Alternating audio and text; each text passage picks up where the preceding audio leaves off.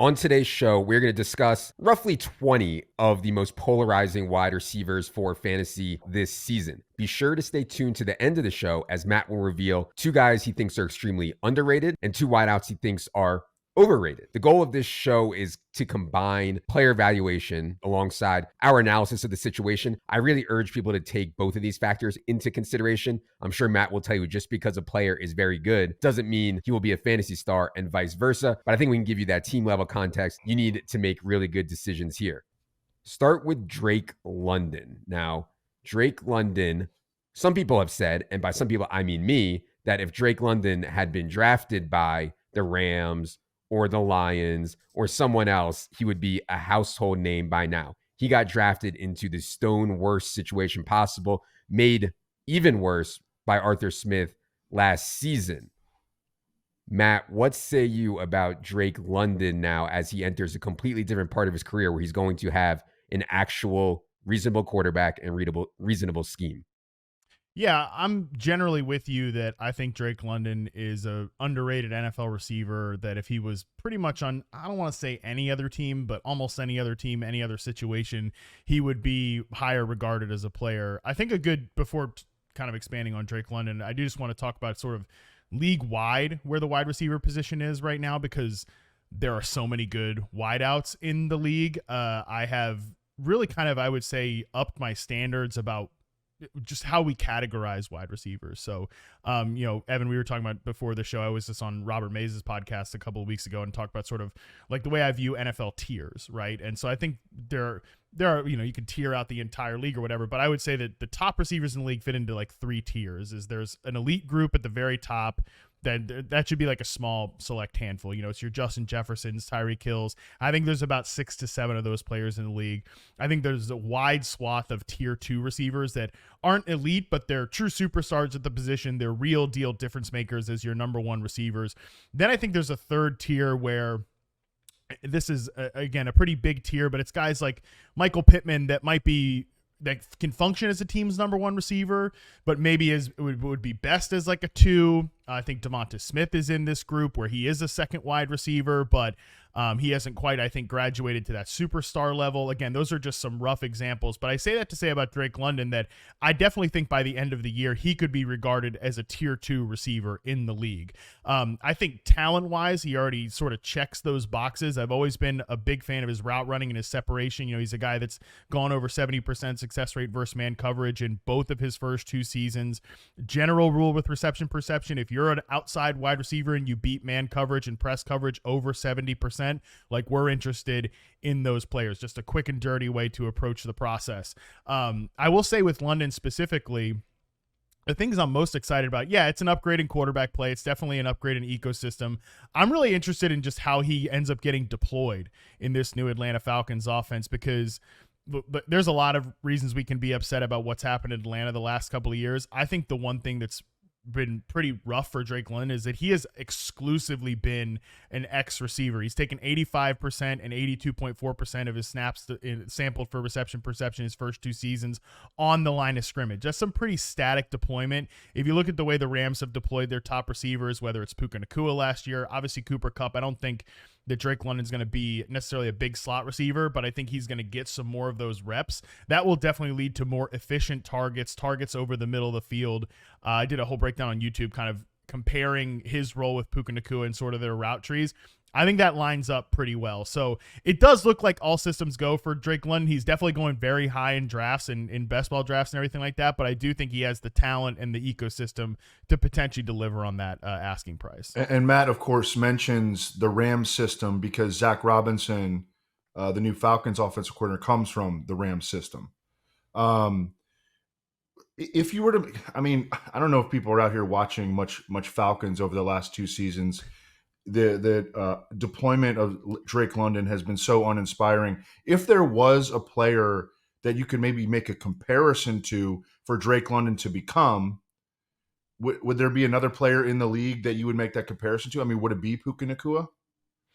I think that he and again, I know I just said Michael Pittman's like a tier 3 receiver, but I think he can be sort of deployed in that type of way where he's like Michael Pittman's a big wide receiver, just like Drake London, but he's deployed off the line of scrimmage where they have, Alec Pierce and maybe AD Mitchell running those vertical X receiver routes, which I think leads him up to high efficiency layup targets for the quarterback. I think that's a big part of it. But, and look, if you look at like his slant route success rate, curl route success rate, dig route success rate, he can do those things. Ken Drake London, he can run that Michael Pittman type route tree. But you're right to bring up that Puka Nacua also ran that route tree last year. But where I think that London has really like true number one superstar receiver potential, whereas I'm not all the way there with Michael Pittman, and I think Puka's probably a tier 2 receiver at this point after what he did as a rookie, but the out route success rate and the corner route success rate for Drake London, like those big vertical outbreaking routes, I think that's also a big part of this offense, and that's where he can kind of take that to another level. I want to be clear that the home league market is not going to be as thirsty for Drake London as the best ball market is. Early ADP on Drake London is around 24 overall. Evan has Drake London at 20th overall in his top 150. Depending on how the draft shakes out, though, like I'm not going to reach for Drake London where he comes out in projection for us, which is like 12th, 13th, 14th overall. But when he gets there at the 2-3 turn, I think Drake London, assuming you want to go wide receiver there, is certainly strong. Let's go to a rookie. People are floored, Matt. They're floored that people are taking Marvin Harrison Jr.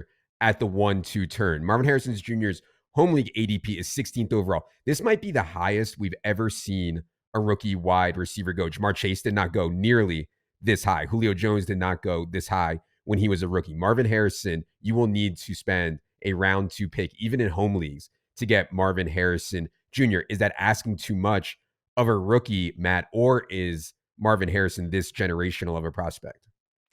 Well, look, I mean, generational is kind of like the dumbest word in scouting at this point, because we seem to have 2 or 3 generational prospects like every few years, which is inherently not generational. But a generation is supposed to be like 75 years, right?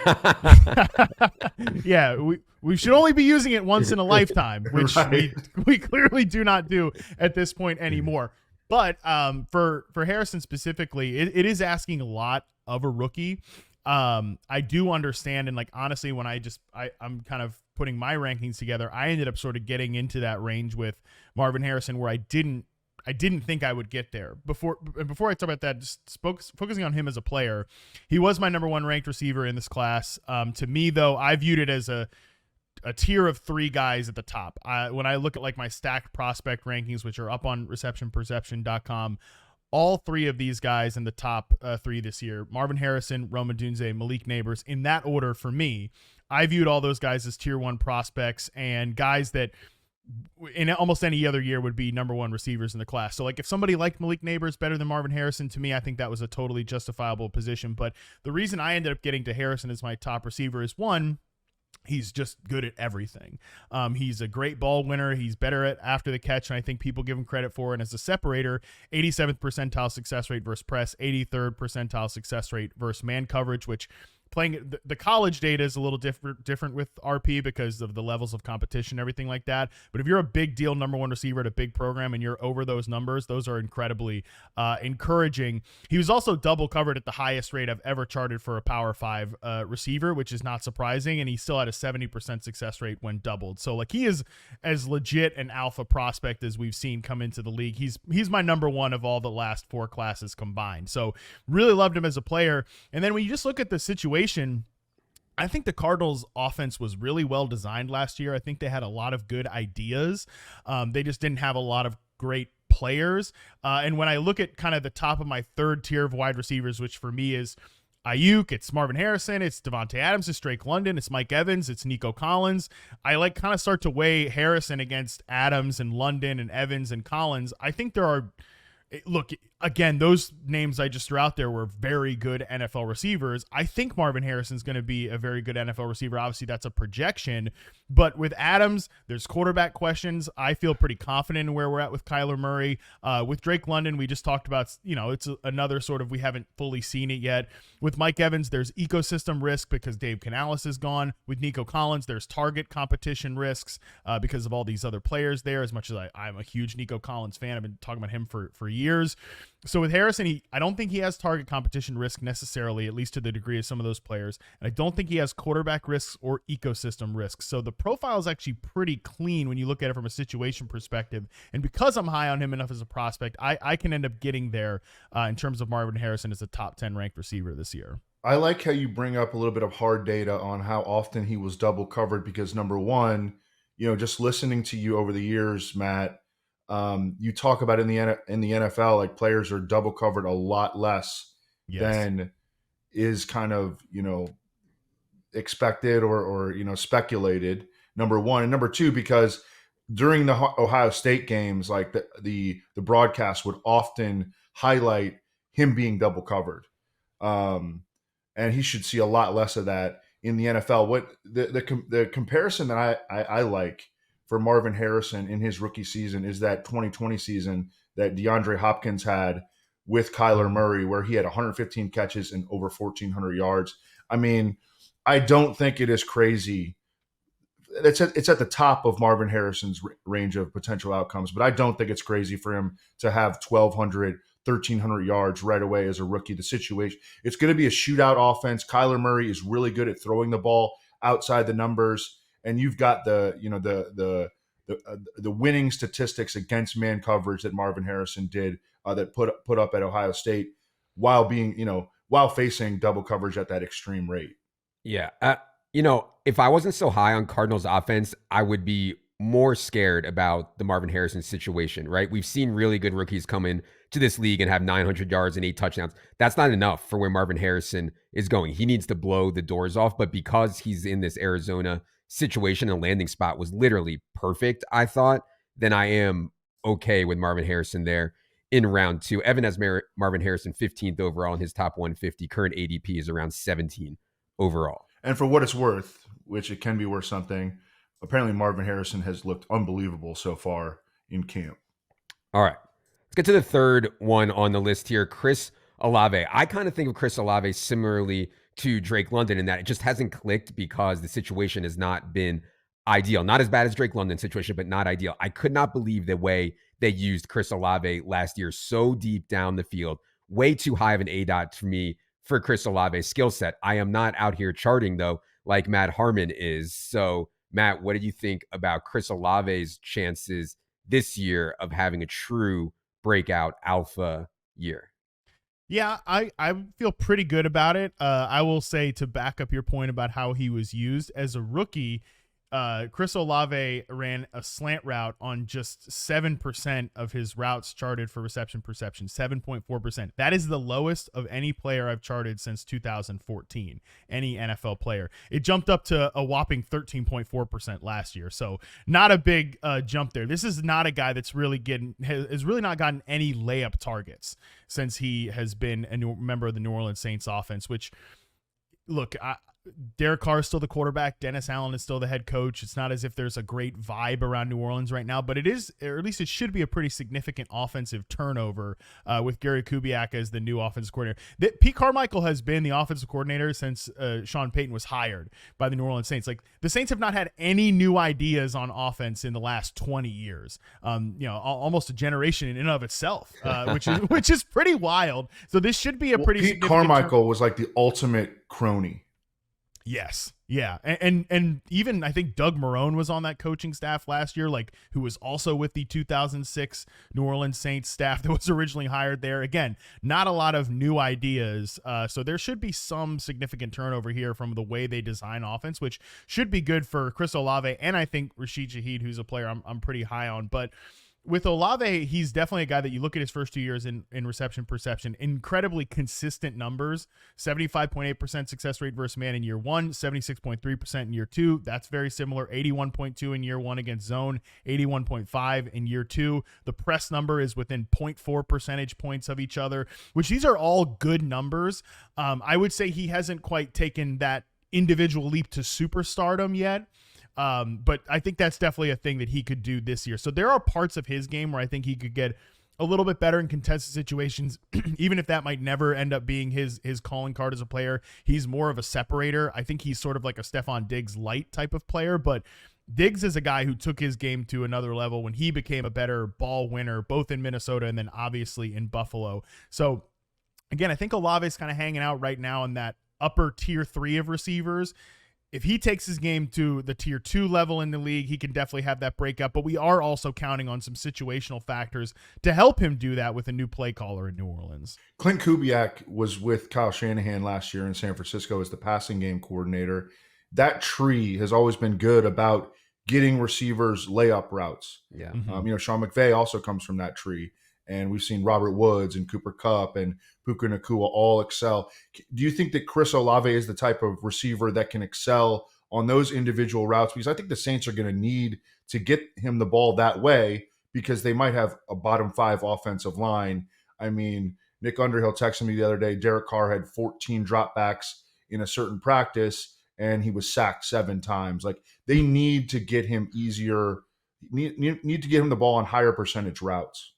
Yeah, it's really a rough situation there last year. It was one of my least favorite offenses to watch to start the year because they're having these receivers all run these deep routes, and then the only option for Derek Carr, who's already like addicted to checking down, is Alvin Kamara in the flat. I mean, it's like if you're trying to quit smoking and you just start with a pack of cigs on your nightstand every day, you're not going to be able to quit. Derek Carr is not able to quit that check down addiction that he has there because of how that offense is designed. But if we increase Chris Olave's flat route percentage, his slant route percentage, his curl route percentage, all of which are some of his best routes in reception perception. Same with Rashid Shaheed, another guy that we can get running on some of these routes as well.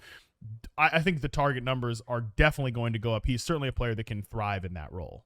So the round 2 of fantasy is so flat, right? And so we have it very, very close. But in our top 300 rankings on ETR, we actually have the running backs, Saquon, Achane, JT, Kyron ahead of Olave right there. Evan is higher on Olave, has Olave up at 13 overall. Current home league ADP on Olave is 24 overall. Structurally, though, when you're deciding in round 2 between some of these wide receivers like Olave or Marvin Harrison or some of these running backs like Gibbs, Taylor, Barkley, Achane, Kyron, etc. To me, it's structural. How much do you think the mid-round wide receivers will drop in your league? And that would help me make the decision there. But I do take Olave a ton in best ball and think he's going to have a really, really strong year.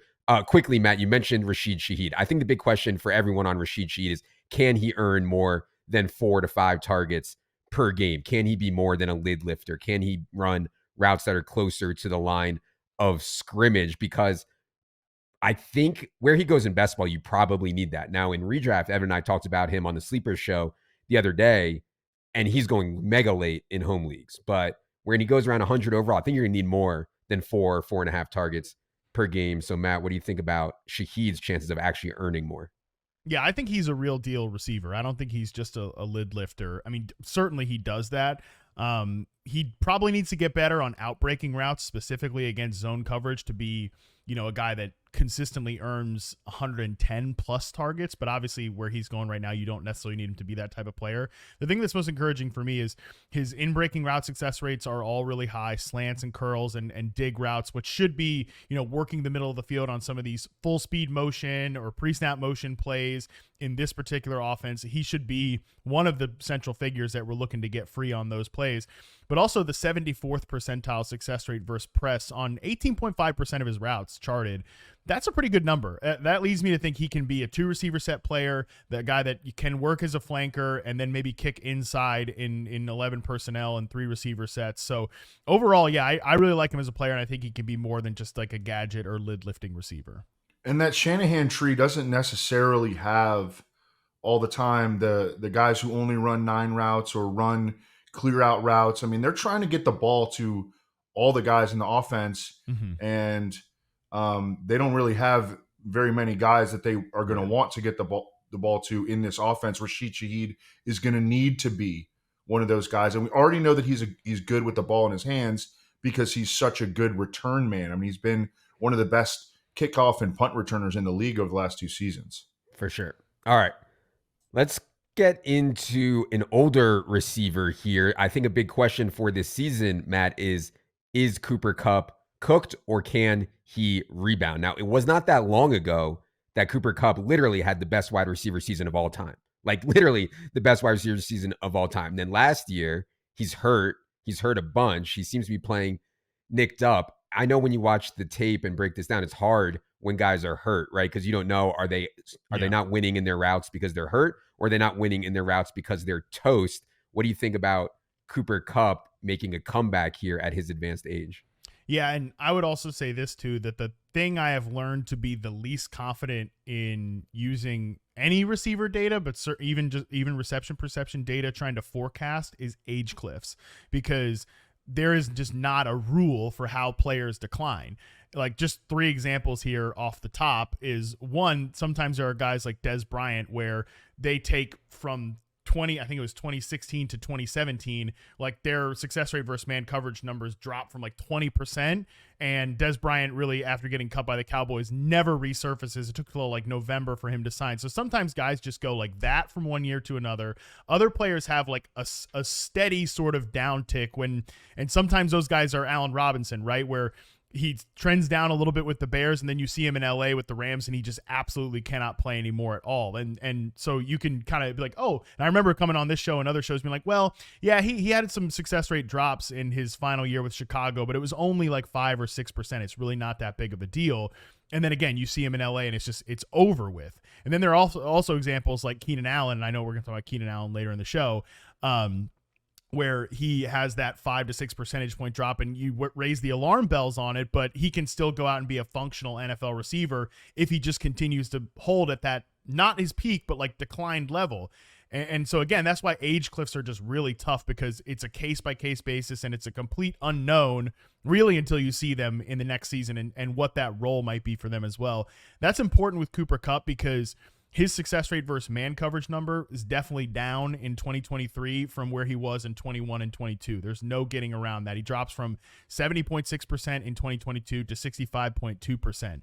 However, his success rate versus zone coverage number is still really good, 83.3%, which is lower than his, as you mentioned, Adam, historic 2021 season where he has the second highest success rate versus zone coverage in reception perception history. You know, hundreds of players since 2014 sampled here. So he's still held in one regard, even if there was a slight decline in another. I honestly don't have like a super strong take on whether Cooper Kupp is washed or if he's in just like a mild decline. I definitely think the data points to he's definitely a diminished player from 2021. I would be shocked if we come out and we see that type of season again from him. But if he can hold at what he was last year when he was coming back from an injury, when he is just a slightly older player after all of these injuries, he can be still a quality starting receiver, and I think a good second fiddle in the Rams offense. It's just kind of an unknown as to whether he's going to be that guy, whether more injuries will occur. But the player we saw on film last year was definitely diminished, but not completely fallen off a cliff is what I'd say. I think you kind of hit on it there at the end that he's now a second fiddle. Yes. You know, when he was like, you know, competing for offensive player of the year, he was the clear-cut focal point of the offense. He's not that anymore. I also think it's interesting. Jordan Rodriguez, the Rams top beat reporter, has talked about the Rams possibly implementing some more 2 tight end sets. Now, they're going to remain a very primary 3 receiver offense. That's not going to change. But them playing more 2 tight end sets, you know, does that mean that their slot receiver, Cooper Kupp, might come off the field in those situations a little bit?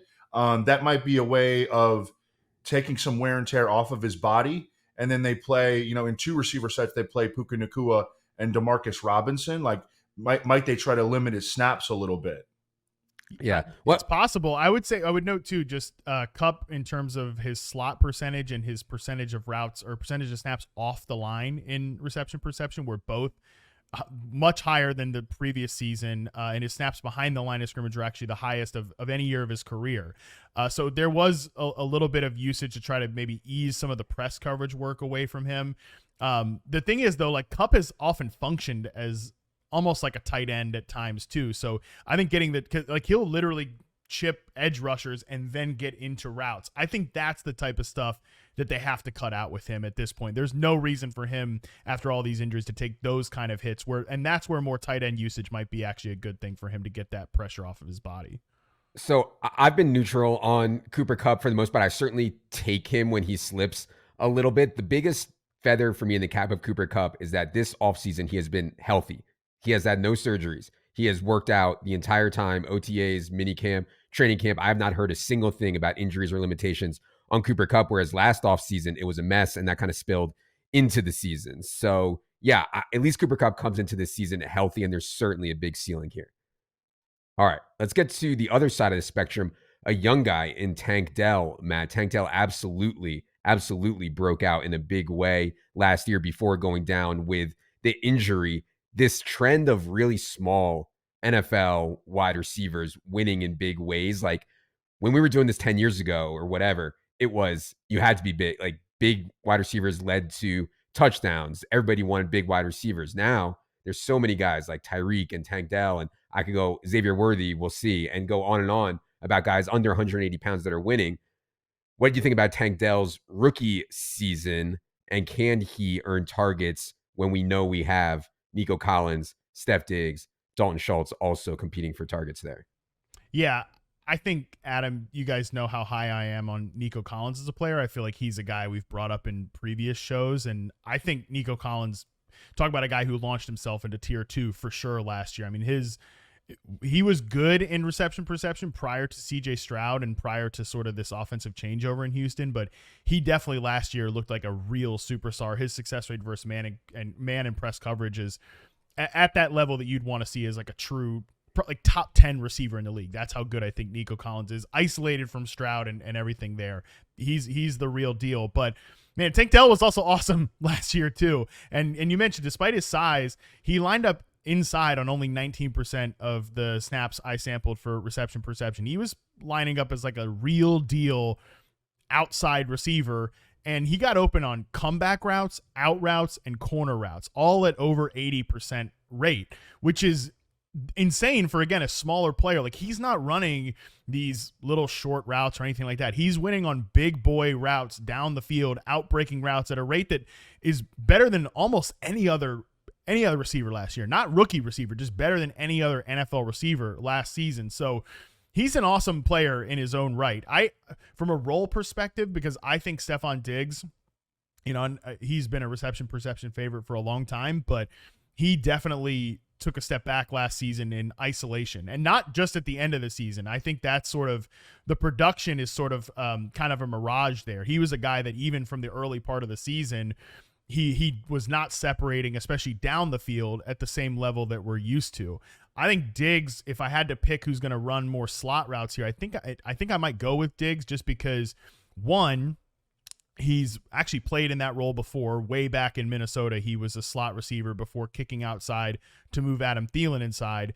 And two, I think he's going to be important in their third down packages, like in the true drop back game, because he can still get open at a really high rate on short in-breaking and out-breaking routes can Stephon Diggs. So, and that was actually an area where Houston's passing game struggled last year. On later downs, they were not great from a success rate standpoint moving the ball. So I think that's where Diggs is gonna be at his best, whereas I think Tank Dell will probably be more of a vertical out-breaking route receiver. And I think CJ Stroud has the confidence to hit those passes. Like, I've generally been Nico's the one in this room because he's an X. He's probably never coming off the field because he's in that role.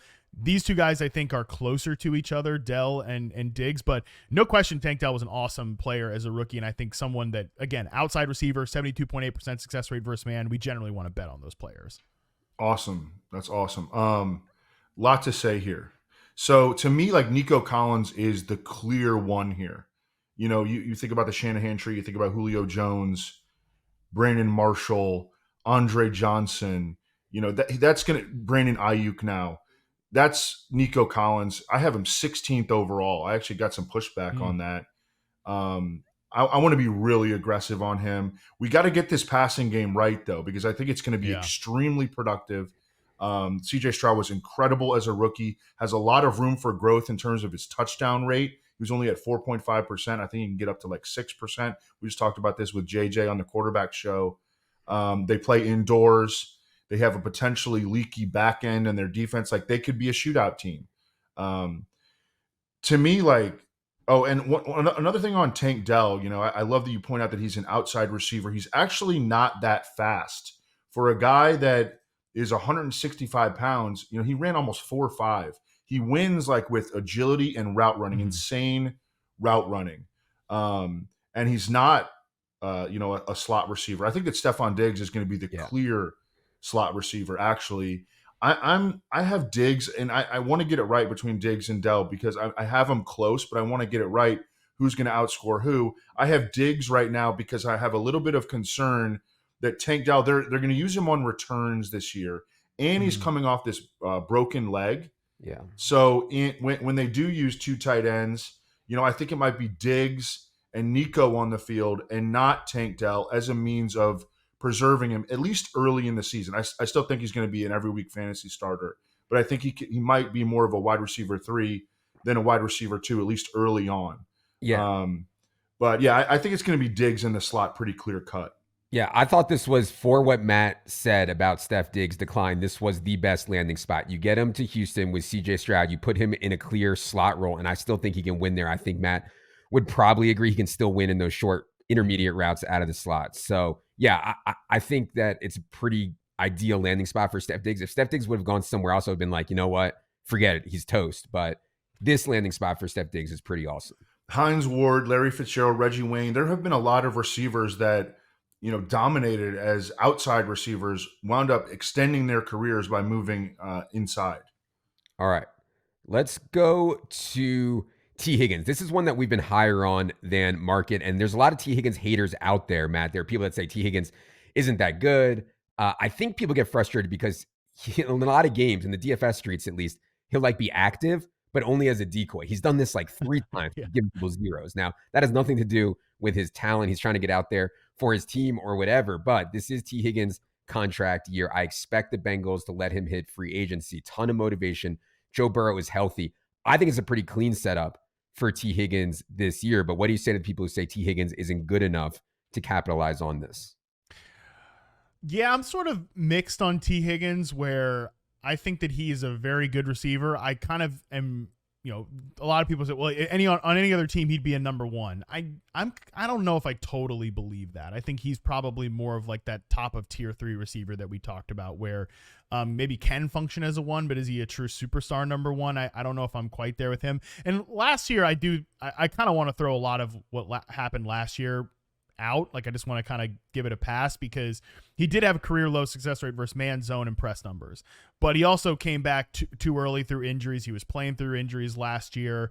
So I think the data set from 21 and 22, which is, I think, more favorable for T. Higgins, is probably what we want to look at. And again, he's a guy that beats man coverage better than you think as a big receiver. He can also high point the ball and win down the field. And he's got good release moves off the line of scrimmage against press coverage, 73.5% in 21, 72.4% in 22. So while I do think that T. Higgins is sort of like kind of gone down my NFL receiver rankings, only because I think other guys have come in and maybe passed him up, Garrett Wilson's or Chris Olave, like those type of players I think have jumped, and Devonta Smith, like these type of players have jumped ahead of T. Higgins, but that's really nothing to do with him as a player and more just like the quality of NFL receivers around the league.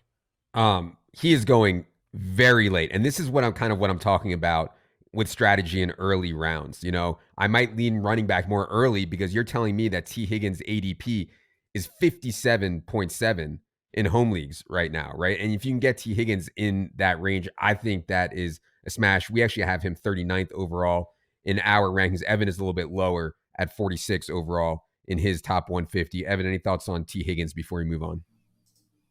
I wouldn't be opposed to moving him up. I mean, I don't know. I'll look at that ranking. Okay.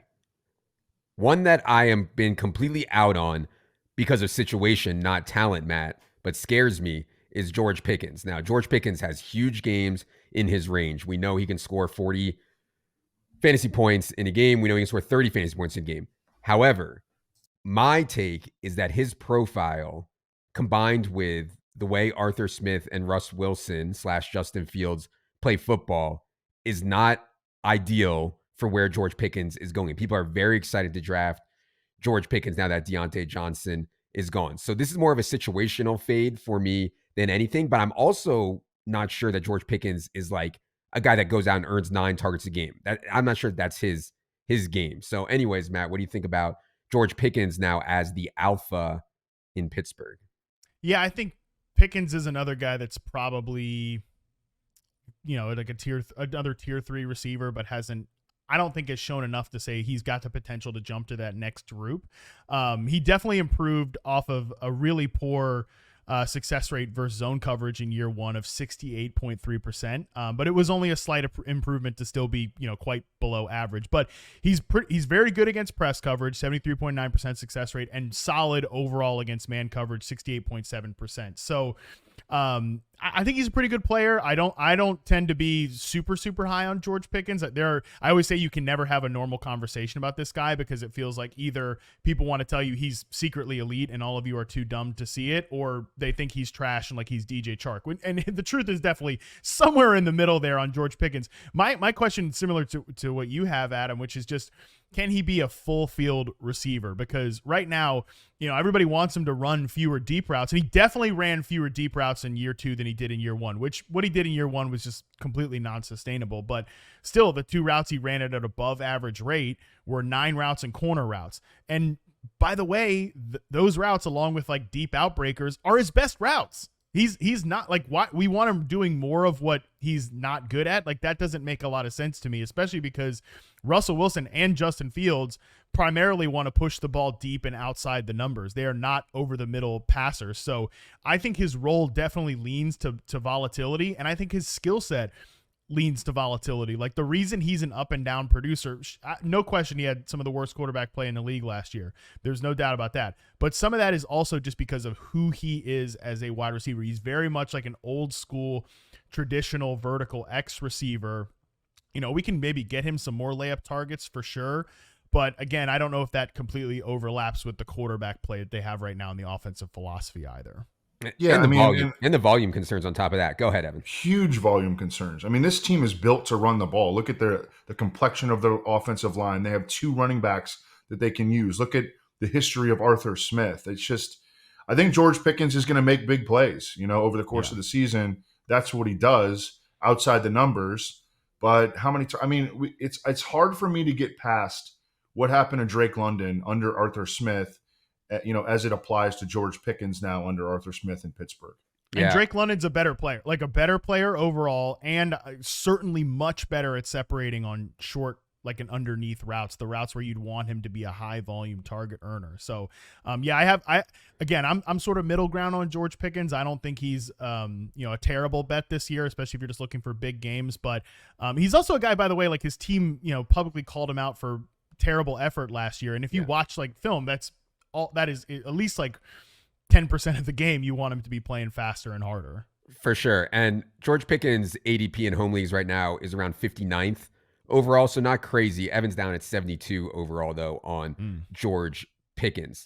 The Chiefs situation, just quickly on Marquise Brown and Xavier Worthy. So people have kind of forgotten about Marquise Brown. It wasn't that long ago, though. He was putting up some serious numbers and with some really good underlying stats. Now, I think he's settled in. The general thought is that he's a middling, mediocre wide receiver, but with Patrick Mahomes, you can find ceiling outcomes in his range this season. What do you think about Marquise Brown? And then anything on him versus Xavier Worthy, who do you think would be a better NFL player?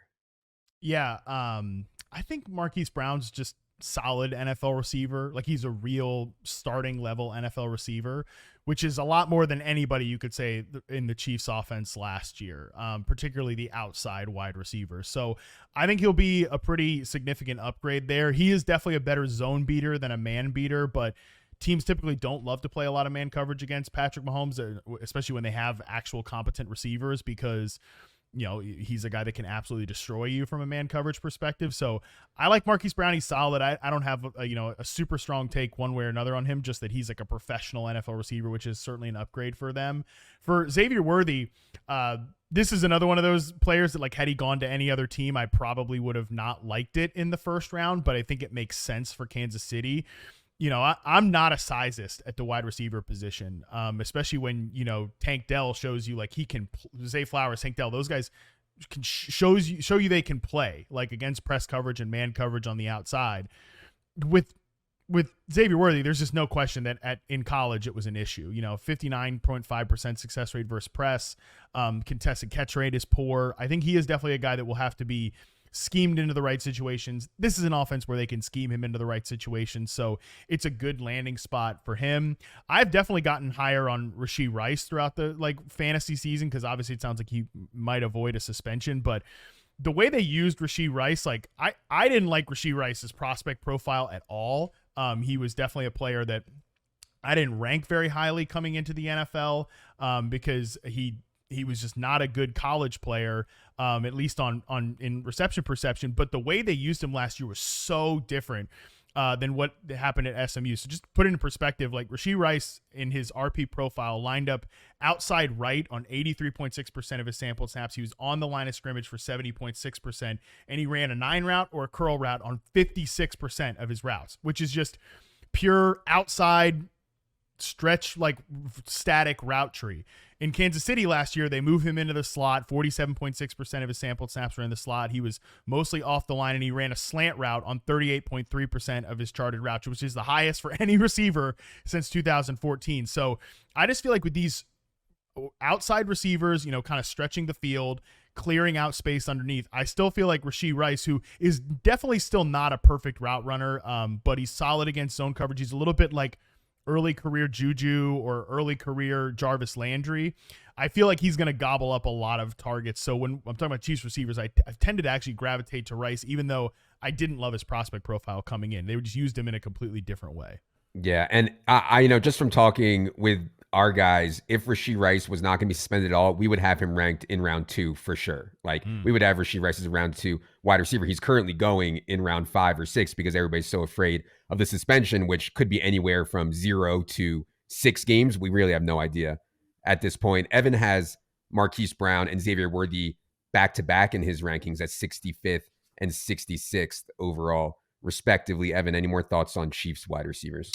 I'm just really interested to see. First of all, apparently Marquise Brown has been incredible so far in training camp. Like, his rapport immediately with Patrick Mahomes has popped off. I'm just really intrigued to see how Andy Reid deploys Xavier Worthy, because he obviously is a guy that can run like the wind, but also he's another guy that was really good with the ball in his hands on returns in college. And Andy Reid has always kind of had this infatuation with guys kind of like on the Xavier Worthy spectrum, DeAnthony Thomas, Kadarius Toney.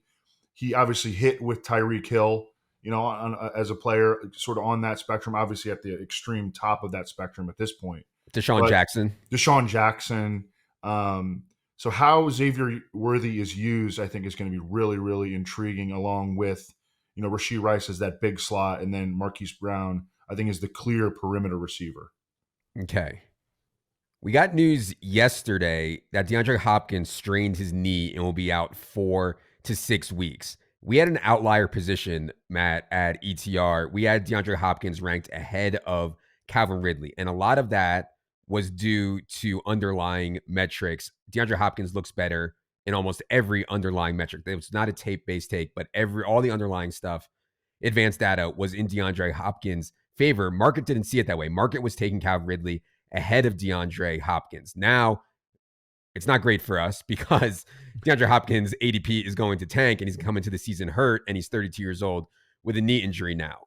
Obviously opens the door some more for Calvin Ridley. So what do you think about those two versus each other? And if DeAndre Hopkins misses time, can Calvin Ridley be an alpha? It did not go well. I didn't think it did not go well for Calvin Ridley in Jacksonville last year. Yeah, it did not go well for Calvin Ridley, at least from a results-based perspective. And, even like his reception perception data is fine. I would say, from last year in Jacksonville, but I know I was definitely too quick to kind of yada the fact that this guy hadn't played football in a year and a half, because like even if his results were solid last year, it wasn't anywhere close to his previous career peaks in Atlanta. He definitely was not the same player coming back. And like, will he suddenly be that guy, after a full season back in the NFL? I don't know. Maybe that's like a complete unknown, but the player he was last year was, I think, better than some people think, but definitely not as good as his previous career peaks in Atlanta. Now, deployment was definitely a big issue for Ridley last year, because the biggest drop off from his Atlanta days to what he did in Jacksonville was his success rate versus press coverage numbers, which were honestly kind of pushing towards that tier 2 result in like the 2021 sort of 2020 season, 2019 season with the Atlanta Falcons. But it was definitely a huge drop off, right? Like in his peak years with Atlanta, he was anywhere between 78.6% and 75% success rate versus against press. He dropped down to 66.7% last season. And the problem was that the Jaguars really almost never did anything to get him away from press coverage. He was pretty much exclusively an X receiver.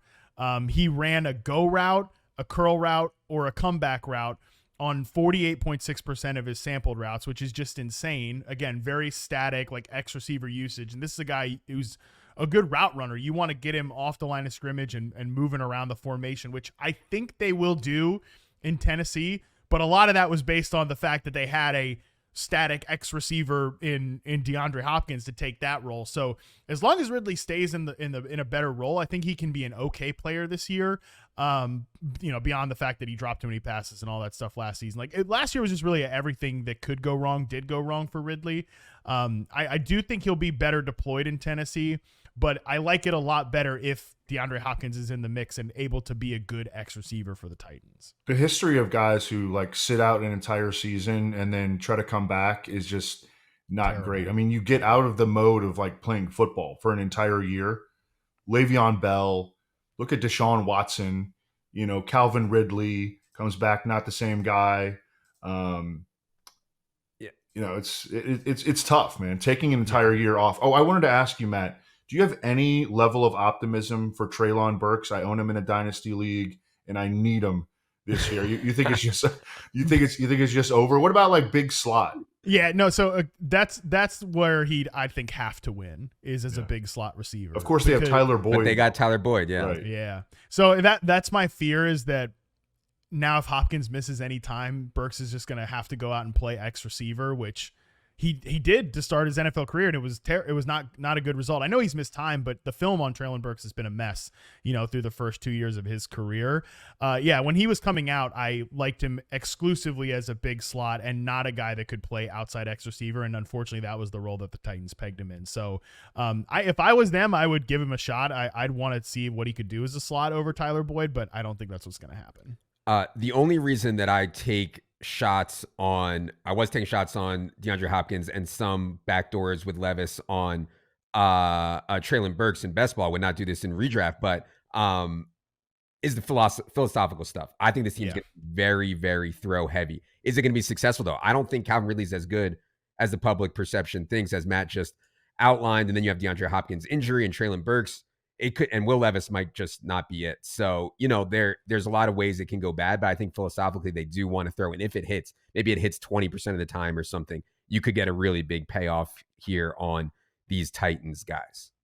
All right, let's go to the Chargers. Now, I know Justin Herbert has this foot issue. Sounds like he'll be okay for week 1, maybe not as mobile. I don't think we're going to downgrade the receivers at all based on this Justin Herbert plantar fascia issue, which brings me to Ladd McConkey and Josh Palmer. Now, we were way high on Josh Palmer versus market. Market has come to us. Still think he's a solid pick, especially where he's going to go in home leagues, which will be very, very late. The one people are more excited about is Ladd McConkey. I know we don't have a huge sample on Ladd McConkey, but when the Chargers do throw this season, I expect it to be pretty concentrated. Matt, what do you think about McConkey versus Palmer stuff here this season? Yeah, I have kind of warmed to Josh Palmer too. I think he showed a lot more in year 3 than in year 1, certainly when I charted him. So he's a guy that I think has been a pretty solid pick in fantasy for sure. And I'm also just higher than consensus on the Chargers offense. If you go back and look at, and I know this is like ancient history. I mean, what the hell were any of us doing in 2011, 2012, 2013? Like Colin Kaepernick, when he was in that offense, like consistently averaged as a starter over 13 yards per completion. Like they're not going to throw as much as Justin Herbert used to, but I don't think that necessarily has to be a bad thing. I think from a structural perspective, this offense is more in line with the current meta of the league than whatever the hell's been going. Like it's not like you mentioned Austin Eckler, like doing the show with Eckler the last couple of years. I watched a lot of Chargers football, and that was not good offense at any point, whether it was because of injuries and under certain coaches, I think not a great approach. So I think the change can be good for Justin Herbert and the passing game, even if the volume comes down. So that makes me still kind of interested in these receivers. With Palmer, I think he's just a solid NFL player. With McConkey, he was a guy that, because he's white and like small, he gets kind of stereotyped as a scrappy slot receiver. But when you look at his RP profile, man, he was like mostly an outside receiver. He took 69.7% of the snaps I charted on the outside. He was off the line of scrimmage for 65.8%. Definitely struggles against press coverage, 8th percentile success rate versus press, but his man coverage success rate, 85th percentile. He runs, like I talked about with Tank Dell, he was probably the best outbreaking route runner in the class this year outside of the big three. 83.3% success rate on out routes while running them 13.5% of the time. And that's like off man coverage. He'll destroy guys on outbreaking routes. So I comped him to more of like a Tyler Lockett player than one of these scrappy slot guys. So I really like McConkey. If he's healthy, if Herbert's healthy, and this offense is kind of as I expected to be a little bit better than people think, I actually do think he can be a really good pick this year and probably lead this team in catches. I think the pass volume concerns are really the biggest concern here. I mean, so you think that the Chargers? I can see the Chargers offense being really good from like a running standpoint, but you add in like the Justin Herbert injury, which I think is a concern, like for his mobility in particular. It sounds like it's going to linger the entire season. I know we haven't all had time necessarily to to digest that because it just came out last night. So you think that they're going to be like they could be like a run first team that's like explosive throwing the football downfield? Yeah, that's been the way I thought about it. And another part of it, and yeah, obviously all of this was, kind of thought of before we realized he's going to have like a potentially lingering foot injury. Yeah. I was thinking of it as this is an offense that definitely is going to lean into the run game, but they should have a much better offensive line than at any other point in Justin Herbert's tenure there. Mm-hmm. Like there's a reason Austin Eckler is catching all these check down passes because Herbert wants to get the ball out fast he's another guy that's definitely not in the Derek Carr like range, but he's much better under pressure than Derek Carr is, but he's a guy that wants to read out plays the right way. And if things are not covered, he's quick to check that ball down, which again, from a play calling perspective is the right thing to do. But I think in this offense, they'll have further routes further down the field that will be available to him. And I think the pass protection will be better. So it should be a run first unit that is more efficient throwing the ball. Like Justin Herbert's never had more than 11 yards per attempt or right around that range yards per completion in his career. This has been a very short average depth of target offense. I think this one will probably be the furthest ADOT he has at any point in his career. Sure. And a lot of that is where Keenan Allen runs routes and how much volume Keenan Allen was getting. Market is not on this at all. I mean, Ladd McConkey is going 101st. Josh Palmer is going 156th. These guys are going to come up, I think, in home league ADP a little bit, but as it stands right now in our top 300 stuff, we are way ahead. And a lot of that is just concentration of targets. If they're going to play a lot of 2 tight end sets and McConkey and Palmer are the ones that are out there, you're going to get a lot of concentration on targets there. Let's go to, let's go to everybody's favorite quote unquote sleeper, who I can't call a sleeper to anyone listening to this because Jameson Williams has been a darling of, I guess, wish casting for a while, including myself. I've always, and Evan and I have talked about, JMO needs way more targets. My concern always, Matt, with Jameson Williams is where Jared Goff likes to throw the football, shortish, over the middle-ish, is already where he has some really good options. Laporta, Amon-Ra, Jahmyr Gibbs. And so when you start trying to give Jameson Williams a lot of volume, it's hard for me to see it. Now, just from a player perspective, just watching him, I mean, he just flies off the screen, right? They give him an end around. Dude flies off the screen. If you watch Alabama tape, you can get to the full 3.9 on Jameson Williams. My concern has been volume more than anything, but I know some people have concerns about the player also here, Matt. So what do you think about Jameson Williams here as he enters what everybody's expecting to be a breakout season? Yeah, I was joking a few months ago that I didn't realize that Jameson Williams was the most important player in the NFL, because like anything we did on our podcast about Jameson Williams on like reception perception the show or over at Yahoo, like all of those clips like blow up because he's just like the most discussed player, at least in the off season. So I think actually he is the longest reception perception profile I've ever written on the site, because which again is just absurd for a guy that's not really done much in his NFL career so far. But I think the reason that I sort of wanted to expand those thoughts, his profile, I think people should read in full. I mean, for God's sakes, I wrote so much, they should. I do think it needs a lot of context. Like if you look at his overall success rate numbers from last year, they're all poor. 13th percentile against man, 12th against zone, 15th against press.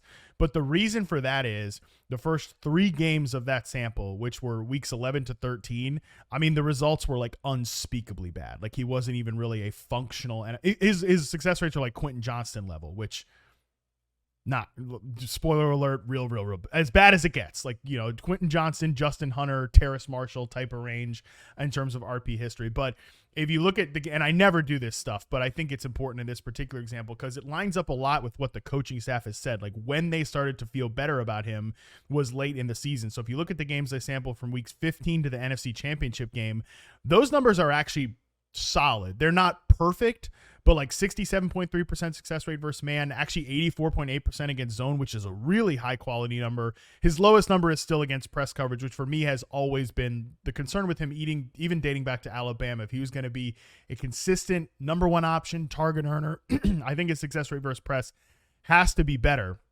But obviously that's not what they're going to ask him to do in Detroit. So I've said that despite all the time I've spent talking about and thinking about Jameson Williams, I actually don't, from a fantasy perspective, don't have a really strong take on him because I think the data can point you in a lot of different directions. I would love if they used, like, they need what I keep calling, like in NFL offenses these days, like a sacrificial X receiver, somebody to just sit on the backside and like run clear out routes, which unfortunately was a lot of what they did with him last year.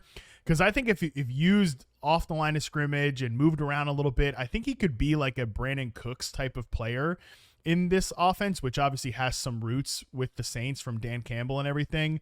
Some of his data does point you to like the routes he's going to be best on would be the Brandon Cooks routes, like post routes and dig routes and corner routes. But again, a lot of it comes down to usage. Like if Jameson Williams is just going to be the X receiver for this team, then I think he's going to be a 5 to 6 target player. But if he's deployed a little bit differently, which I think he could do, specifically because that success rate versus zone coverage in the final 5 games of the sample was actually pretty good, then I think maybe we're talking about a player who could expand that role a little bit. There's a reason why he generates so much interest, and it's not just because he pops off the screen, although that's probably the number one reason, but it's because he's in like such a good situation on paper. He's highly functional passing offense, plays indoors, is going to score a lot of points. The Lions are going to score a lot of points. To what extent is he going to be involved in that scoring? He's really, really exciting to think about. The reports at a training camp, I mean, there have been multiple reports that he's winning on a more diverse route tree, which would be really, really nice for his chances of earning, maybe 7 to 8 targets per game. Yeah, it's just a lot of competition, and he's in a spot where Jared Goff typically does not like to chuck it deep down the field. But I don't want to be like, I'm out on Jameson Williams because, man, I mean, he can go for 30 balls at any time. His ADP is 123 right now in home leagues. I would expect that to rise significantly. Yeah. They also I keep thinking it's going to rise, and it seemingly doesn't. Yeah. I keep kind of thinking it's going to climb up, and maybe by the end of August he's a 5th round pick, which I think I think that would be aggressive. Yeah. But I mean, talk about the areas that Jared Goff likes to throw the ball. He does like to throw the ball deep down the middle of the field, which 74.3% success rate on post routes and 77.8% on dig routes. Like those should be the Jameson Williams plays. So like I said, I'm kind of middle ground on Williams. And I think the only thing I outright reject is anybody that's like, well, we've never seen anybody be this unproductive to start their career and then go on to be a quality star. Like, let's have a little bit of context for a guy who's had I mean, a weird start to his career, to put it lightly. Injury, suspension. I mean, it's been a mess. Yeah. Could DPJ be there? Donovan Peoples-Jones be their clear out guy, and Jameson the clear number 2? I mean, that would be nice. Yeah, that's what we're hoping for sure. All right. Similarly, very much talked about in fantasy circles is Jaxon Smith-Njigba. Now, the way they used Jaxon Smith-Njigba last year, I couldn't believe it. I couldn't believe it. And I know that he came into the season with a broken hand, and it was messy from the start. For much of the year, JSN had like a 3-yard ADOT. That is not how I thought JSN would be used at all in the NFL. Thankfully, that regime is completely out. Ryan Grubb regime is in. Maybe it's hard to tell from the tape and the charting, Matt, considering how JSN was used last year. But in this new scheme, what is the upside scenarios and how often can he hit them for JSN? Yeah, I'm with you. I didn't like that usage either. I think a lot of it was just, he did probably fall behind after being injured in parts of the offseason and the preseason process. But I think the film on Jaxon Smith-Njigba was much better than people realized last year. I mean, 72% success rate versus man, 81.5% against zone. Those are really quality numbers for any receiver, but much less like a rookie receiver that wasn't really involved. I was a big fan of JSN as a prospect, but I think he just kind of got banged when he was drafted by the Seahawks because, like, you can be as good as you want, and we can say, oh, the talent rises to the top or cream rises to the top, whatever. But DK Metcalf and Tyler Lockett, I think Lockett has declined a little bit as a player, and I think Metcalf has sort of leveled off, like as a probably like tier 3 receiver. But those guys are great pros that at time have been like flirting with top 10 receiver status in the league. So you, as a rookie that missed time in camp, you're just not going to steal a bunch of targets from those guys. But again, that's why I think looking at him in isolation via reception perception is really important, because what he was asked to do, even when he wasn't targeted just from a route running perspective, was really good. Like, I think he separates well. I think he separates in the intermediate area. I think his role will be very similar in Ryan Grubb's offense to like a Jalen Polk last year. I tweeted out their 2 route trees like side by side, and it's very, very similar. So a guy that probably is the number 2 in the offense, but can gobble up a lot of targets. I think there are definitely, I'm trying to talk myself into outcomes where JSN can actually lead this team in receiving and certainly in catches this year, just because I think they use much better as a rookie than I think many people believe. And overall, I'm very interested in how this offense is going to attack defenses after seeing what Ryan Grubb did. I think he might be like the clearest year 2 breakout candidate in the entire league. Yeah. And I do think that him becoming the number 1 is within the range of potential outcomes. They're going to have problems. They're going to have potential problems getting the ball downfield because of their offensive line situation, number 1. Number 2, man, Tyler Lockett, he was one of your best hits of all time. You were like a year early on him. I remember some would back say in like the day. 2 years, 3 years. Like 2, yeah, even multiple years early. Never wrong, just early. Yeah, absolutely. That's the tagline of the site. Tyler Lockett turns 32 next month. Yeah. He's a guy who's a candidate to fall off the cliff. And I think that DK Metcalf, he's kind of like plateaued. So I think that the opportunity is definitely there for JSN to be the Seahawks number 1 this year. Yeah, we've been massively high on JSN all offseason. We're currently at 82 overall in half PPR on JSN in our top 300. His ADP is around 117, and that's way off of Tyler Lockett, who we have down at 117 overall, certainly baking in some risk of a cliff, not just a decline, but a cliff for Tyler Lockett. All right. 3 more kind of smallish ones here before we get to Matt's underrated and overrated. First one I wanted to mention or ask about is Curtis Samuel. There's a lot of people out there that are like, man, Josh Allen doesn't have any receivers. Don't worry. He has Curtis Samuel. Everything's going to be fine. That's me. I kind of reject that. I know Matt is more on Curtis Samuel. Matt, go ahead on how Curtis Samuel can save the Bills passing offense, which lost Steph Diggs and Gabe Davis this offseason. I talk about never wrong, just early, Curtis Samuel. Yeah, no, look, I've always been a big fan of Curtis Samuel's game. I think he is a player that can line up on the outside and beat man coverage. I mean, every season I've charted of his, he's been at least above 75% success rate versus man. I think he can win in multiple roles. Again, always been higher than consensus on Curtis Samuel. And I have questions about whether Keon Coleman can be like a day one outside receiver. He is certainly, if you look at, like I mentioned, Rashid Rice, his below average success rate versus man and press numbers, like all of the guys that go on to be that do that in college, like finish sub 35th percentile success rate versus man and press numbers. Every player I've charted that fits into that group that's gone on to have sustained career success, all of them have moved to be like big slot or slot receivers. So in the long run, I do think that's where Keon Coleman's going to be best maximized, which is a little problematic just because I think Samuel's been a slot guy, although I think he can play more outside. Khalil Shakir is a nice slot receiver.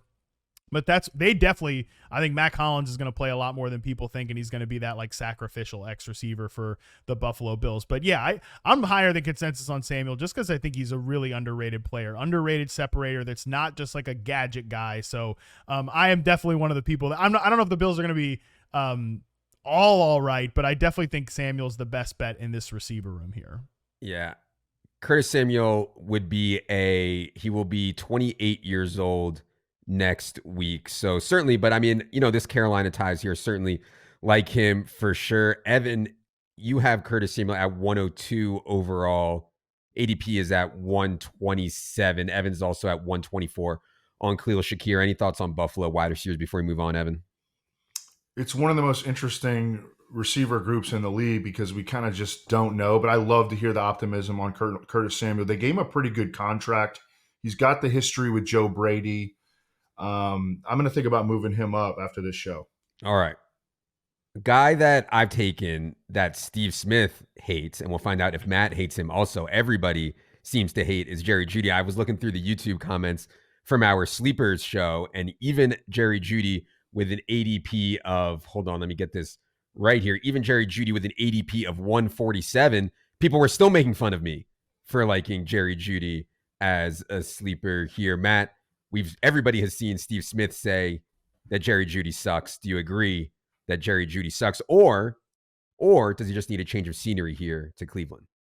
Well, you should ask those people in the YouTube comments, Adam. Not that anybody should ever go into the YouTube comments, but you should ask them what they thought about Jerry Jeudy 365 days ago. We should ask what Steve Smith thinks about Jerry Jeudy. Yeah, well, we know, I think. we know. But, like, people forget which this was wrong, and I was definitely on the other side of this at the time, that people were all in on Jerry Jeudy last year, like because of his, yards per route run against man coverage and stuff like that. But I've always been of the opinion that he's a very inconsistent player. I mean, the fact that the last 2 years he's finished below 71% success rate versus success rate versus zone coverage is really poor, and I think speaks to some of that inconsistency. I mean, we're talking about 8th percentile in 2023 against zone coverage, and again, that's after what a lot of the excuses I heard last year was, he's in 2022, he's in Nate Hackett's offense, and he's not that's a poorly designed offense. Well, that held true in a second season in Sean Payton's offense, which I do think is pretty, for all of Sean Payton's flaws, is a pretty well-designed offense. I find him just to be a kind of a confusing player because he's definitely a solid man coverage beater, but he's been mostly living off reputation in terms of route running. Like that, he was a pre-draft, like, guy's a really good route runner. That has not been true in the NFL for like the last 3 years. He has flashes, but he's not a consistent player. So I don't know if I love him being a slot receiver either. I've always thought he functions a little bit better outside against man coverage when he's running like vertical routes. I think that's been his best work. So that's a little bit confusing to me in Cleveland because I still have like a small bit of hope that Elijah Moore is a better player than he's been from a production standpoint. I think Amari Cooper he's played his best football in Cleveland. No question. I think he's been awesome the last 2 years, the best 2 seasons of his career, in my opinion. So I just don't really see the room for Jerry Jeudy to be like a huge impact player. But to answer the question, does he suck? I don't think he sucks, but I was definitely lower than consensus on him last year. And right now, I don't know. He's not a guy I'm super gravitated to, even if I don't think he sucks necessarily. Yeah. And we, obviously we try to separate real life analysis from fantasy analysis. Matt Harmon here is doing, real life football analysis. he's so cheap in drafts because people like hate him that he was like on our sleepers list. Yeah. What's his ADP, like 160? 147 or something. Okay, 147. Yeah, I mean he's barely in the top 150. If Elijah Moore grabs the slot role, kind of gets his act together and grabs a slot role, then maybe Jerry Jeudy could be the Z, play outside a decent amount. They're going to run 3 receiver sets a lot. They're not going to have Nick Chubb. They're going to play a more spread under Ken Dorsey. And, in that scenario, I think that Jerry Jeudy could get more outside reps with Elijah Moore in the slot. All right. Last one here before we get to Matt's overvalued and undervalued players is Dontavian Wicks. We have four Packers wide receivers people are interested in: Jayden Reed, Christian Watson, Romeo Doubs, Dontavian Wicks. We may get to Christian Watson in a minute here, so I want to keep this to Reed, Doubs, and Wicks. I think the perception in the fantasy community is Wicks is just this unbelievable wide receiver who just needs a chance, and when he gets that chance, he's going to usurp some of these guys, Doubs, Watson, etc. How good do you think Dontavian Wicks is, Matt, and is Jayden Reed actually going to be the alpha here? These 4 guys in Green Bay are all good to some degree. And I stress to some degree there, because they can all function in certain roles, which is going to make this problematic. Like, regardless of who's on the field the most, I think the ball is going to get spread around here because all these guys deserve work. And by the way, they have 2 pretty good tight ends. They have a running back they invested in. Even a guy like Bo Melton led the team in yards per route run in a small sample last year. So I think it's hard to be super bullish on any of these guys as like this is the player or whatever. I would say from a talent perspective, the 2 guys I think are the best are probably Jayden Reed and Dontavian Wicks. Just from like, I was a big fan of Jayden Reed as a prospect. He, I think, is a better route runner than people like think coming off this kind of design touches role as a rookie. So I get why he's the first off the board. Totally kind of understand that, even if it is, he's kind of far off there at this point. I just think he is the best receiver. If they don't play him in 2 receiver sets this year, I guarantee you by week 4, Packers fans are going to be like, what the fuck is going on with, why is Jayden Reed not on the field every single snap? Because he is that good, and I think that much better than everybody else on the team. With Doubs, he fits perfectly in this sacrificial X receiver role that I've been talking about, where he's a clear out guy. Even Jordan Love drew up like his dream play call, and he literally had him as the backside X receiver running a go route. So Jordan Love believes in the sacrificial X receiver theory, but Doubs is also solid. Like, I think he was much better in year 2 than in year 1. So he's not a guy that you can just pluck off the field. But yeah, Dontavian Wicks is a good player, man. 72% success rate versus man as an outside receiver. Like I said, your outside receiver who goes over 70% success rate versus man is a good player. Like he's a guy who can run routes, showed really well as a day 3 receiver, played in multiple positions, high success rate on intermediate routes, like base NFL routes too, like slants and curls. So really think he's a guy that, if given the chance, probably could shine. I just don't know that you can feel too bullish about playing time in this particular room. Yeah. I mean, that's been my take on this room. And Evan and I talked about it on the Sleeper show when he brought up Wicks. Is just, it's really hard for me to see anyone consolidating here outside of maybe Jayden Reed. But yeah, Evan, go ahead on. I think that we could get to a point in the season where a number 1 emerges. But as you mentioned, like they can open the season. They're loaded with young talent at the skill positions. I mean, they can open the season with big rotations, 5 guys that they could play at receiver, 2 tight ends. They can use a lot of different personnel packages, and no guys playing more than 70% of the snaps. Like, I think that they might come out doing that. The offense as a whole, I think, is going to be really, really productive. It's just trying to pinpoint which dude is going to be I think that we could, with like injuries and, the way they parse playing time, at some point in the season, we can get to a point where we have like 1 or 2 studs here, but it's going to be tough early in the year, I think. For sure. All right. We gave Matt a homework assignment before this show. We asked him to identify 2 wide receivers he thinks are underrated and 2 wide receivers he thinks are overrated to discuss here at the end of the show. Matt, let's start with underrated. Who's your first guy for underrated here among wide receivers in the NFL? Yeah, let's talk about my guy, Josh Downs. I think Josh Downs is such a good football player. Is he a slot only guy? I don't necessarily think so. I mean, this is a guy who, as a rookie, came out and posted a 93rd percentile success rate versus man. Also very solid at beating zone coverage. And in college, he was the best contested catch receiver I charted in that class. He wins at all three levels of the field. Just a guy that's going to be a consistent separator. I actually like the way the Colts receiver room comes together if and when A.D. Mitchell's able to fully be that X receiver on the team. I think he's just exactly what they were missing last year. I know he's like splitting time with Alec Pierce in camp. I think he's a rookie. That's not like anything to raise an alarm bell over, but it just points me back more to Josh Downs, who I think is the established two in this offense. And actually, I think there will be weeks where Josh Downs is the best and most productive receiver here, because Michael Pittman's a good player. Always been high on Michael Pittman, but Downs is such a good, consistent separator. And Anthony Richardson's going to need that. This is a guy who's not a consistently accurate quarterback, and a player that I think when Downs was on the field last year in very limited looks, liked looking to him as that second reaction player. Yeah, we are at 45 overall on Michael Pittman, which is behind ADP by 9 spots. ADP on Michael Pittman is currently 36 overall, but we were at 130 overall on Josh Downs, which is 21 spots ahead of ADP. Certainly like Josh Downs. Colts are going to play so fast. We've talked about how much respect we have for Shane Steichen, and yeah, I like Josh Downs in deeper leagues as a target. Let's go to your second underrated wide receiver here, Matt. Yeah, not to keep talking about Michael Pittman, but I think Michael Wilson, Arizona Cardinals rookie wide receiver. And again, I'm going deeper. I want to go to a little deeper names here, not go super obvious for underrated. But Michael Wilson, actually, like if you look at Michael Wilson and Michael Pittman's reception perception rookie year profiles, they're actually pretty similar. And the reason I think that's interesting is because they used Michael Wilson a little bit like Michael Pittman early in his rookie career, where he's off the line. Even though he's a big receiver, he's off the line of scrimmage. He's running a lot of slants and dig routes. 26.3% of his charted routes were slants, 16.2% dig routes. And he's another receiver, outside guy that beats man coverage pretty well.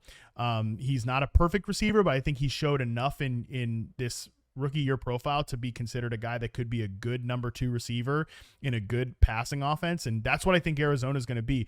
And what's really interesting about Michael Wilson is at the end of the year, when Marquise Brown went out, they just moved Michael Wilson to that X receiver spot. So you've seen Michael Wilson thrive on tape, thrive in 2 different roles, and Kyler Murray having a lot of trust in him at the end of the year in that X receiver spot, which I think is good for Michael Wilson, and it's good for Marvin Harrison.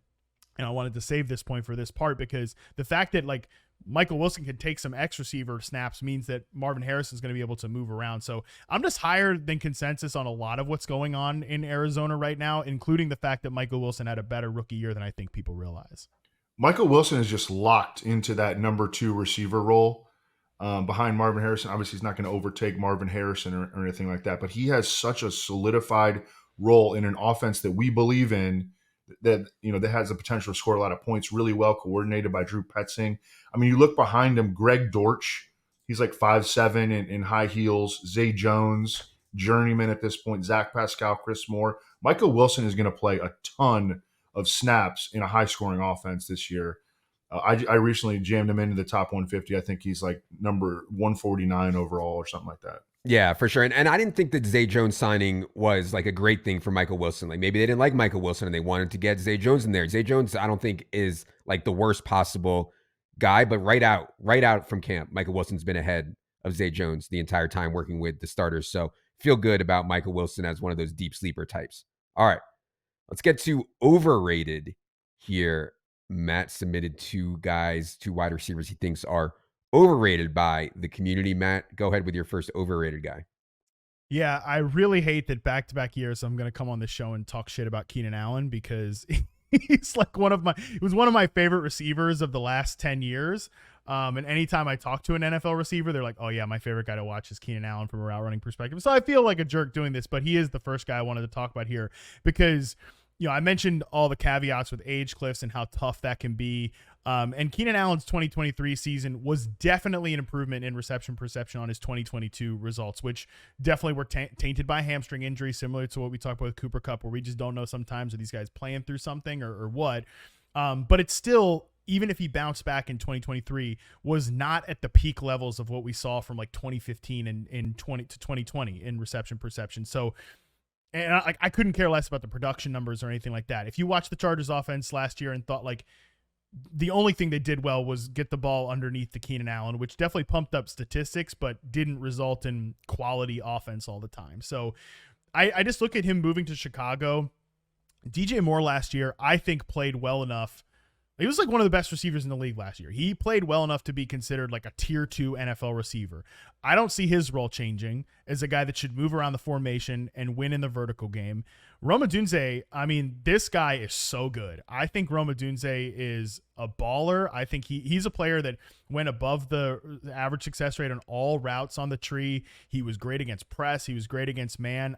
I just think there's a chance he comes in here and really shines and is just Caleb Williams' guy from the jump. So the receiver I don't want to bet on in the room is Keenan Allen, who probably is a slot-only player at this point. So as much as I like him as a player, just a tough bet from a fantasy perspective. Yeah, I think the Rome Odunze point is a great one. We were like, when rankings first came out, we were like 40 spots ahead of ADP on Rome Odunze, and I feel good about that. Market has come to us a little bit, but certainly one of my most drafted players so far. And Rome Odunze to me is an example in home leagues of what you can do at the wide receiver position in round 6, 7, whatever. Current ADP on Rome is 98.7 on Rome. We have him 63rd.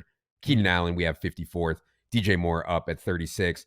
Evan, any more thoughts on Bears wide receivers before we move on here? I think that the hype is warranted on the potential of this passing offense. Also, like, the reports out of training camp have been really positive, really on all the guys. Yeah. Lot of optimism for the passing offense as a unit. I do think that with Kmet and Gerald Everett, they could play some 2 tight end sets. And at that point, who comes off the field? If Keenan Allen is slot only, you would think it's Keenan Allen. But how does Keenan Allen respond to being passed over by a rookie, et cetera, et cetera? So it could be a little messy early, but I do think they're best 2 wide receivers. I would guess it's Odunze who comes off to begin the season. As we progress, right, it could be Keenan Allen. I think if they want to win, though, it might have to be Rome, to Matt's point there. Okay. Last overrated wide receiver. Go ahead, Matt.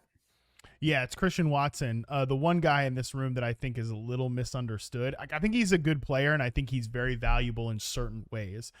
He's definitely a good deep threat. I think he's much better after the catch than he's gotten to show, at least last season. To me, he's a less is more player. I think the Packers last year tried to put too much on his plate, like by making him an every down outside receiver. I know the two things I push back on with Christian Watson is that, well, if he just stays healthy, that's all. Like, he's got everything else figured out. I couldn't disagree with that more. He's a sub 30th percentile player against man, zone, and press coverage. He's not a consistent route runner. He does not profile as a guy that is going to be consistently available for the quarterback. And by the way, we saw that last year. That's the other thing I push back on, that when he was healthy, he was an every down receiver. Those are probably except for the Lions and Chiefs game, those were like the worst stretches of the Packers offense last year when Christian Watson was the featured player. That's not all Christian Watson's fault. I'm not saying he's the reason for some of this, but he's a guy that I think, again, when they tried to put too much on his plate, that sort of suffered. So for me, I think he's the guy that, I think consensus is he's the second best receiver on this team. I think Wicks could be better than him. I think Dobbs could be better than him. Mostly just from a playing time perspective. I think the less they ask of him, he will be a low usage but high yield player. So I've generally just kind of not been a Christian Watson guy the first 2 years of his career. The efficiency numbers are great, but again, I think the efficiency numbers make us we should put more on his plate. Typically, I think that's not the case for these type of guys. That's super interesting, because maybe that could lend itself to some definition, at least early in the season, on how these guys are going to be used in terms of playing time. Also, the Packers have talked about how they want to, try to get Christian Watson over the hump in regard to his hamstring injuries, using him as the number 4, the situational deep threat, Romeo Dobbs as your, sacrificial X, Jaden Reed in the slot, and Dontavian Wicks as the Z.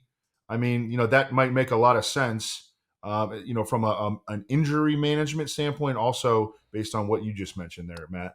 Yeah, and I think there'll be a rotation. I mean, that's what I think. I think there'll be a rotation between Watson and Wicks at a minimum. I think Dobbs will lead this team in snaps and routes for sure. Doesn't mean he'll be the most productive fantasy player. The only pushback I'd have on the Christian Watson stuff is he did a really good job earning targets. When he's out there, he was targeted heavily in the red zone. He was targeted at a reasonable rate, which is usually a good sign. But I agree with Matt that adding more to his plate, probably won't go well. So we're going to look at this. The Packers wide receiver stuff. If you guys have listened to Market Monday, really any other pods, we've been working on this Packers wide receiver stuff really closely, and it's difficult to get right in a situation like this. All right. Appreciate all the time here from Matt. I think we all learned a ton. If you are serious about fantasy football, you should certainly check out receptionperception.com. Matt, any other words for the people, where they can find you, where they can find your work? No, thank you guys as always for having me on. It's always a pleasure to break down these players every year. And yeah, man, receptionperception.com, still cranking out some profiles the rest of the year. I wanted to kind of drag the drops deeper into summer so that we'd have some more activity on the site. So a lot of players being added up until week 1 over there. So people should check it out. Be sure to tell your close personal friend, Austin Eckler, that we are hiring for a new fantasy analyst. And if he'd like to come work for Established Run, we really respect his fantasy game, and we would be interested in at least conducting a first interview. Cool. Yeah, I'll let him know. I'll let him know that you guys are hiring. Hopefully you can meet his asking price. Okay. Hopefully. All right. For Evan, for Matt, for producer Luke, for producer Ryan, I am Adam. Good luck, everybody.